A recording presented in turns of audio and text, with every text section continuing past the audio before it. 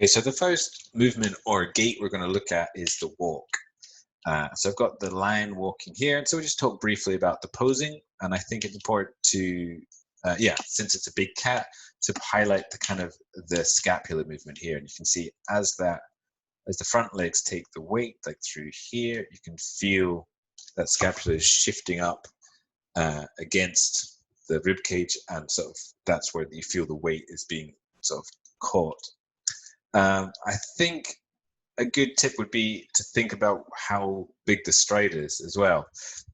There's a temptation as people animate quadrupeds is to do the steps very small, and perhaps you want to push these a little bit further than you initially pose them. So where this paw lands is actually like the front of it is underneath the chin. It's quite far forward. And yeah, so just be conscious of that and be wary of the feet being in too small steps. Pattern of the feet themselves is, I mean, the general rule is that if you're keyframing the kind of like the passing position in say, let's say the front legs, then you're close to or around the contact of the back legs and vice versa. And so, yeah, basically the back legs are 3/4 of a cycle offset from the front legs. Maybe a bit confusing, but how you want to think about it is that the sort of back legs chase the front legs. As this back right leg is leaving and coming through, shortly afterwards the front right leg leaves the ground and comes through as well, and then the back right lands, the front right lands, and then it goes over to the other side, the rear leg then leading the front leg. Yeah, and the feet are on the ground longer than they're off the ground. That's important. In this cycle, it's 35 frames. There's about 10 frames off the ground, so about 25 on the ground. So there's a much longer period of feet on the ground, and you don't want 50-50. You want longer on the ground than off the ground.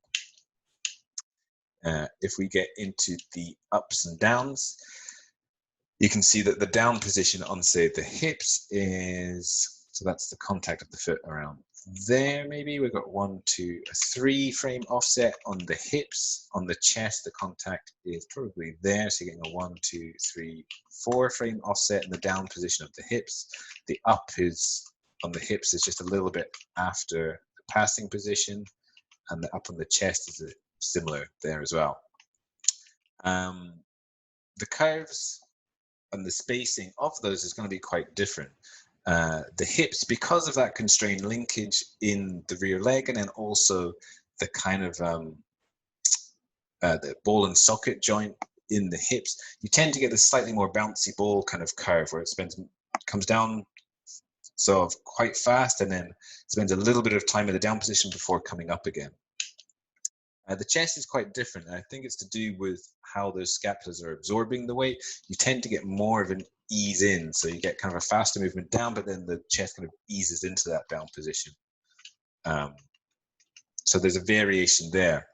The head is, in my cycle, is on the up position is the same frame as the chest, and then the down position is just offset by 1 frame. So you're getting the chest coming down, the head's just kind of following behind it, kind of dragging behind it, and there's a little bit of rotation which would happen a little bit later still.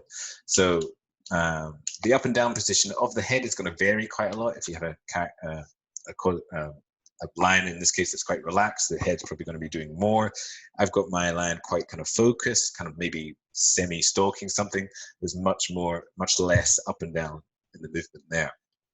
If we look at the horse, that's very different what the head is doing. The head is has got this very broad up and down motion. It's kind of nodding motion. If you go straight to the up and downs here, you'll see that the down of the head is around the up position of the chest. In fact, it's 1 frame offset from the hips. It's much closer. The head up and down is much closer to what the hips are doing than the chest.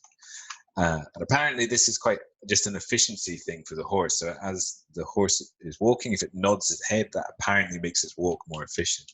But very different to the the lion there. The feet pattern is basically the same as the